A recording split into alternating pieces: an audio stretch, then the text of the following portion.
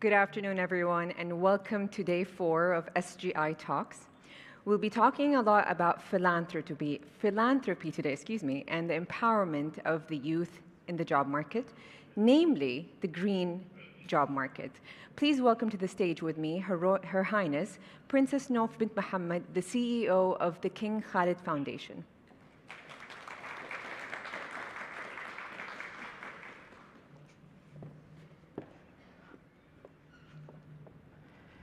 Your Highness, hello. Thank you so much for coming today. This should be a very interesting subject since we're all about the youth and we're all about empowering the youth in the job market, namely the green economy, and we have so many things to talk about. You are very well known to be a philanthropist, and your work at the King Khalid Foundation is proof of that. And King Khalid Foundation is also very known for its history in sustainability. We were talking backstage, and you mentioned that 15 years ago, you launched the Sustainability Prize.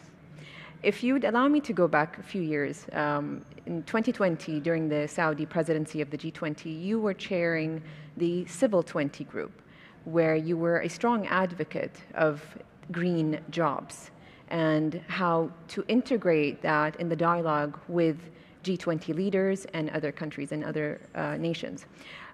Could you explain to us a little bit more about what are green jobs and how does SGI fall into this context? Okay, well, thank you for including philanthropy in climate. This has been a great COP for philanthropy. And I'll step back again to where we started. We started 15 years ago with the Sustainability Awards because in the environment that we are in, the locale we are in, that was the only foray for us into getting the discussion going about sustainability and the role and the importance of private sector within sustainability for community, for the environment, governance, all of those issues. In terms of the nonprofit sector, it wasn't the time. We couldn't. We had many other developmental issues that we were working on and we're still working on. So that was our foray. And then we were honored to chair the C20 in 2020.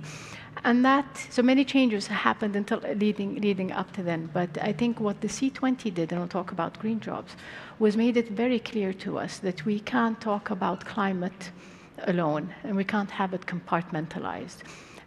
Climate is the cause, but the system, it's a socio-economic, health and developmental issue. And that was very clear when we talked to different people around the world. Climate is always, and climate negotiations, climate change, climate temperature, deciding on 1.5 or another number, where in the GCC, 1.5 is actually 3 according to studies. So we're really in we really need to work hard, but how we work is going to also be very different. So then we looked, so how do we solve? How do we, as a philanthropist working in the nonprofit sector, contribute to working towards reducing climate change? And how do we do that with our small nonprofit organizations in the peripheries where we can't come and say, climate is he, she are going to say, well, my beneficiaries need a job. My beneficiaries have a disability.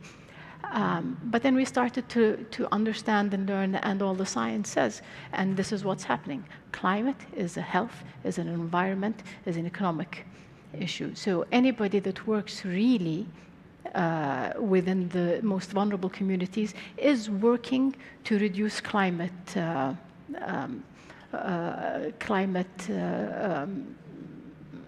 footprint, the negative climate footprint. But then we also need to create jobs. Mm-hmm. And the green economy is huge. According to the ILO, by 2030, there'll be 38 million green jobs.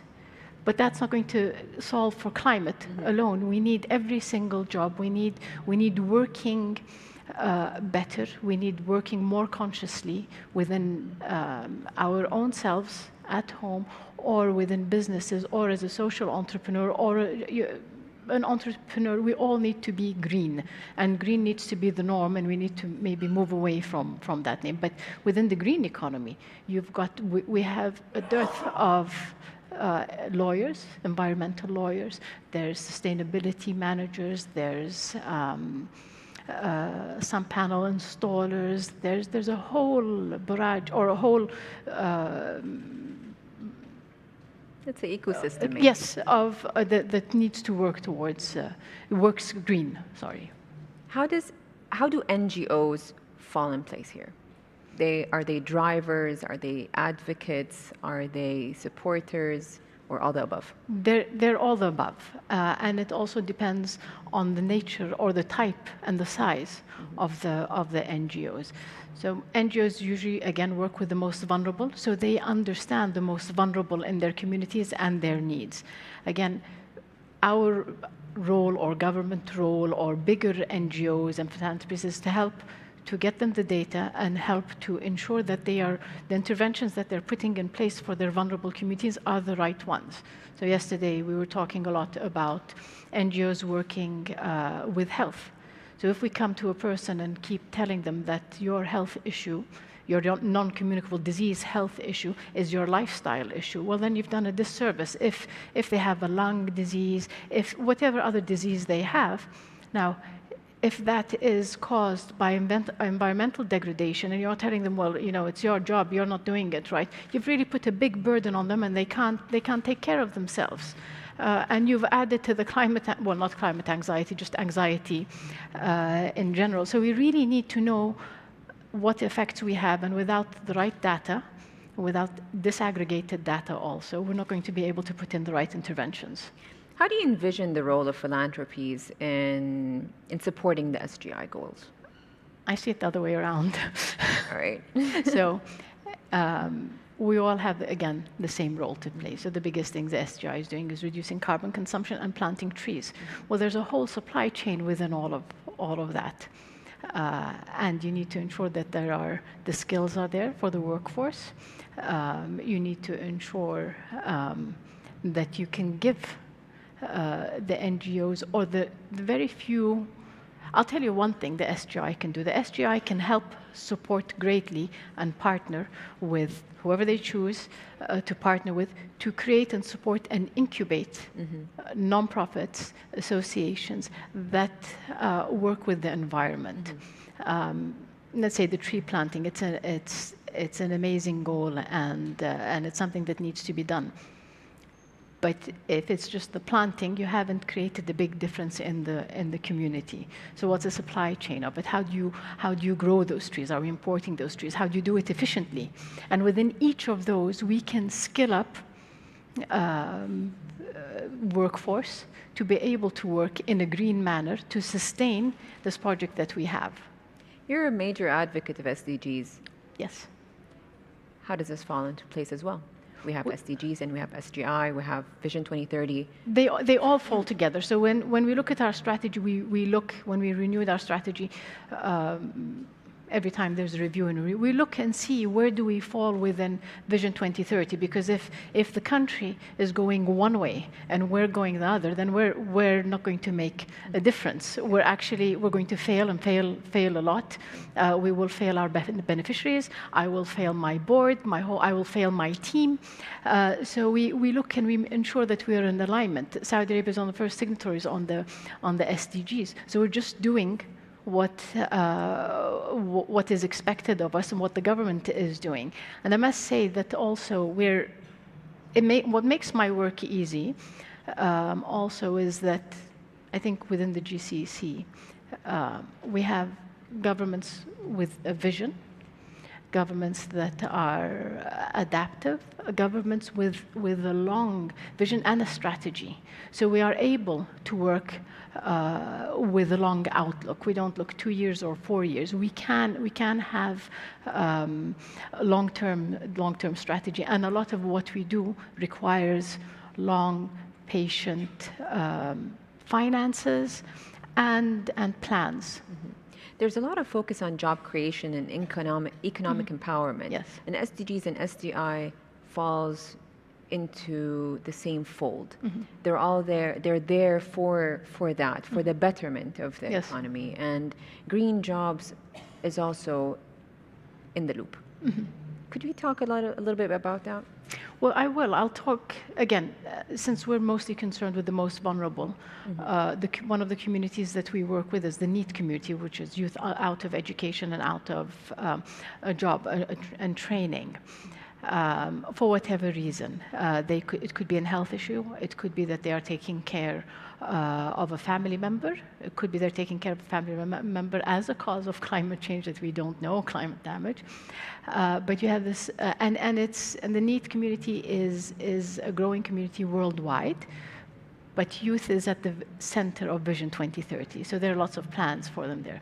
So what we need to do is we need to ensure when they're coming back into the workforce that we skill them, and this is what we do in many of our grants. It's equal opportunities where we skill either the beneficiaries of our beneficiaries for job market skills, but not only the job skills that are required for now, but we have to look again at the future. So that's where the green jobs are.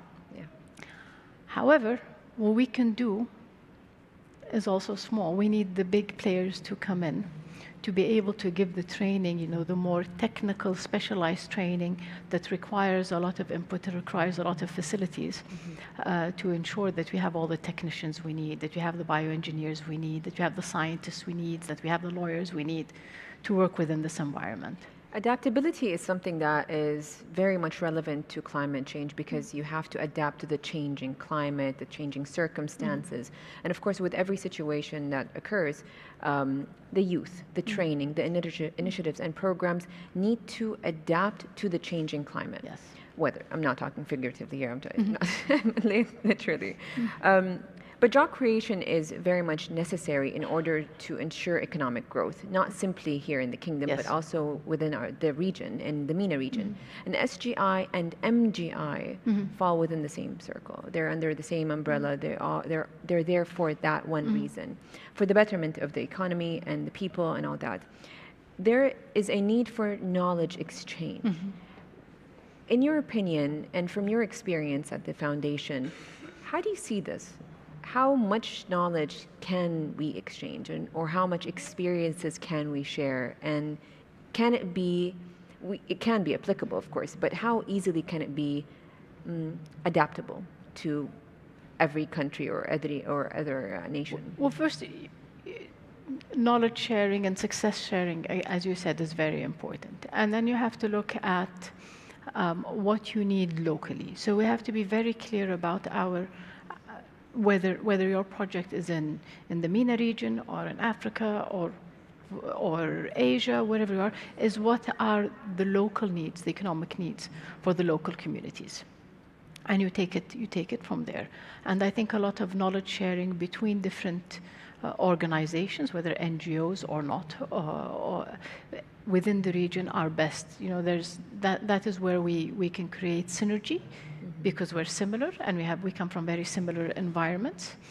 And if we're going to work in other regions, again, we have to be very clear, we have to listen, we have to understand what the community needs. And I think one example, a good example is the Clean Cooking Gas Initiative. And they've done a great job with that. I think it's in Kenya or somewhere from the Ministry of Energy. And what's brilliant about that is that it's targeted towards women in Kenya. But from my readings and my understanding, if they did that project in, let's say, Bangladesh, they would have failed, because the people that procure the gas, the cooking gas, aren't women. They are men.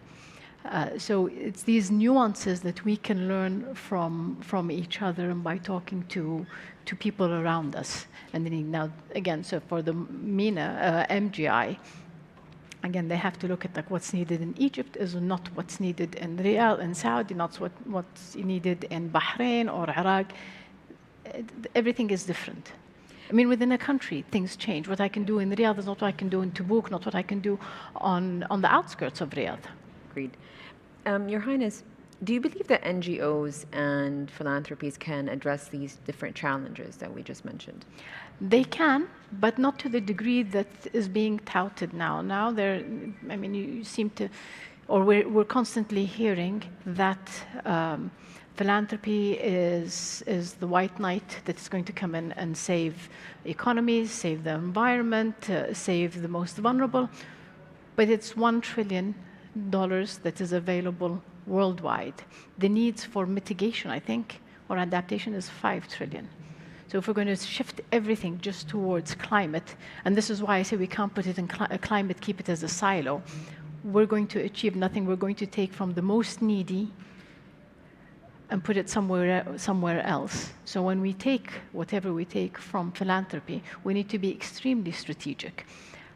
What changes societies is business. So we need governments to legislate properly. We need governments to be contributing, businesses to be contributing properly to their and taking responsibility for their communities, or the communities that they work in or benefit or extract from, using a very blunt term. From your experience in the philanthropy sector, what message would you like to say to leaders in philanthropy or up-and-coming leaders in philanthropy here in Saudi Arabia, or even something in the wider MENA region? I would say you have to really understand your community and who you're trying to serve. If it's philanthropy, it's your own money, yes, there is the tendency where I can do what I want, it's my money. But really, if you want to have impact and you want it to go to the benefit and development of your communities, you really need to be humble and understand and listen, and maybe your idea is completely wrong. You need to serve your community. So that is one thing. And I would like to urge actually also philanthropists maybe in the region to look at something different, to look at data collection, to look at the science behind it, to help nonprofits or other segments of society, or even government agencies, in finding the gaps where we're not working. And we really need the science, we need the data, we need to understand the ramifications of climate change on our everyday lives. You touched on something with regard to research and data collection that requires education and training. And we touched on that, but we could elaborate a little bit more, because right now it's not simply the degree that you hold that will take you places. You can have a degree, but with learning and upskilling and all that, you can contribute positively within the realm of climate change. Maybe we can touch on that with regard to the foundation. Could you give us a little bit more about the different programs that King Khalid Foundation has been doing with regard to sustainability and climate change? Well, we have our first program we did was the awards program, which is actually a capacity building program. It was a one-year program where companies apply for the awards, and then they're evaluated. We have field visits, so we see and we give them recommendations, and they have to keep changing and implementing until they achieve a minimum threshold. And what's interesting that they keep coming back, the companies keep coming back to see where they've gotten on that threshold. And within our grants, what we've done with our grants is that we have equal opportunity grants, which is given to nonprofits to skill the most vulnerable communities with current market skills that are required, either for them to get a job or to become social entrepreneurs.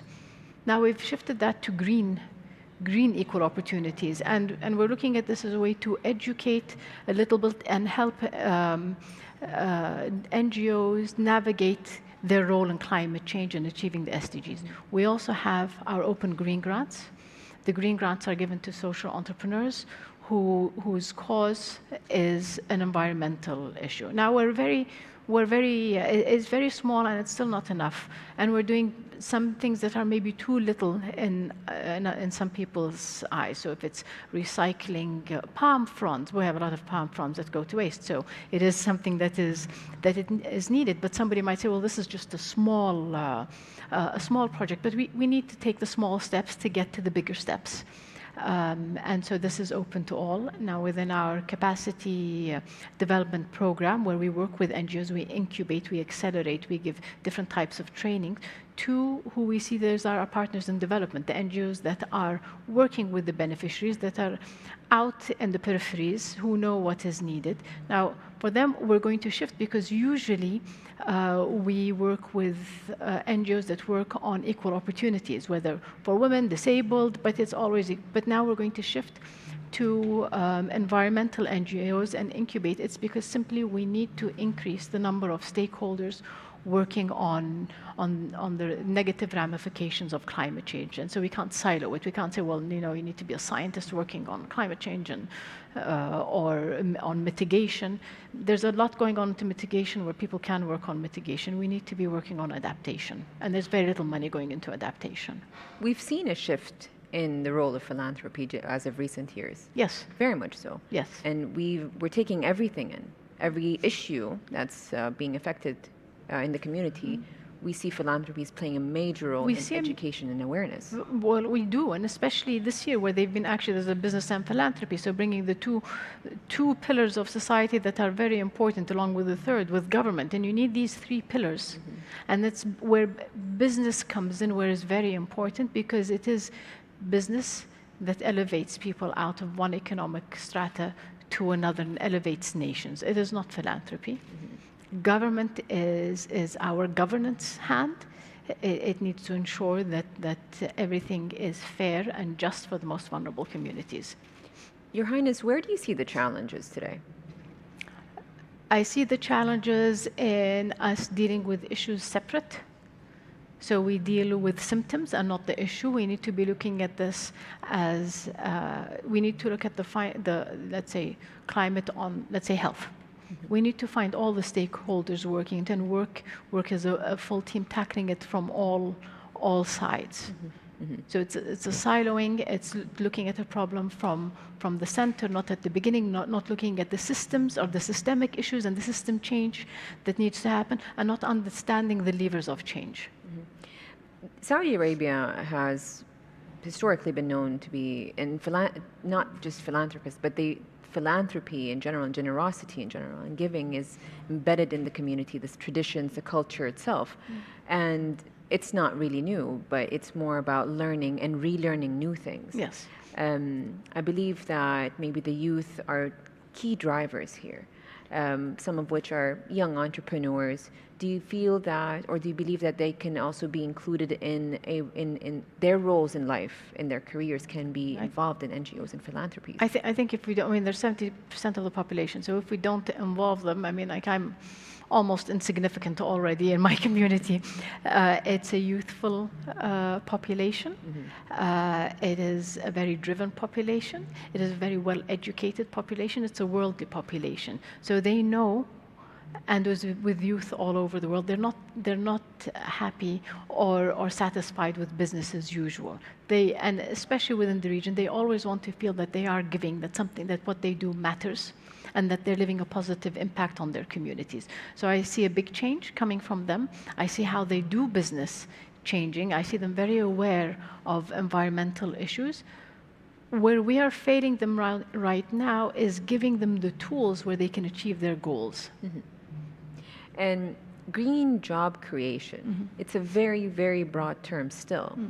Do you see or do you foresee that that it will be embedded more so in the community, the Saudi community and wider region as well? I think it will. We are a nation of scarcity, not a nation of abundance. Being a nation of abundance is very new to us. So we just need to step back just a tiny bit and remember how depending on how old your parents are, your parents or your grandparents, how they live. That is the nature we are, but we've been catapulted into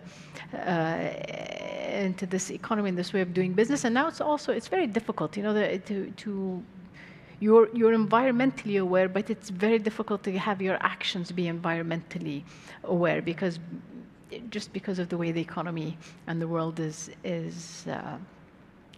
going.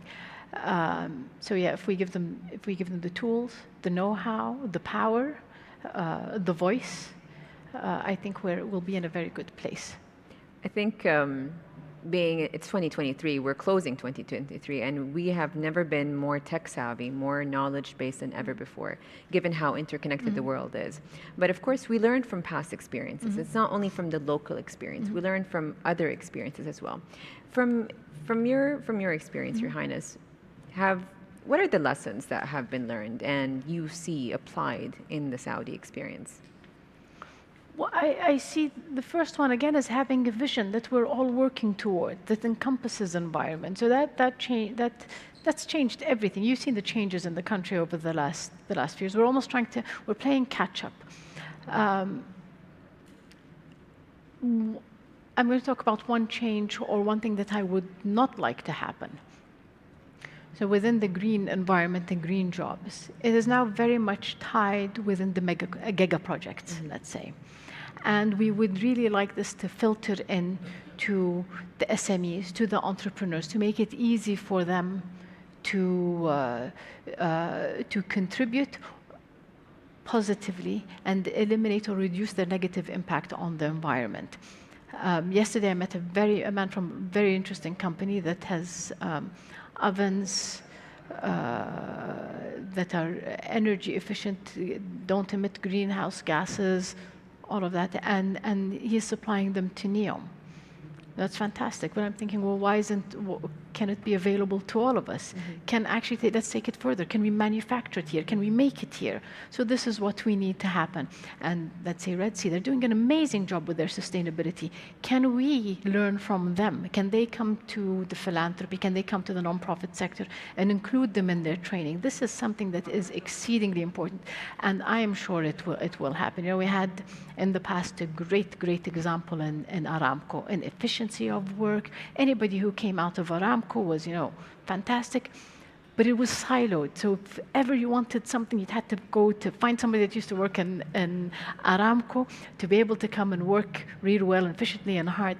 So we don't want that. We don't want to create sustainable Aramcos all over. We need it to be a whole of society approach. And I know with the leadership and in every echelon of government and society, this is the will. We want the whole society to change and to be sustainable. Well, the best time today is just to open your phone, check out something that you'd like to learn from. And I believe that every day we are learning something new. There's never a lesson not learned per day. And I remember my mom once telling me, you always have to try to read a page or even up to 10 pages a day. And now I compress it all in one page on my phone.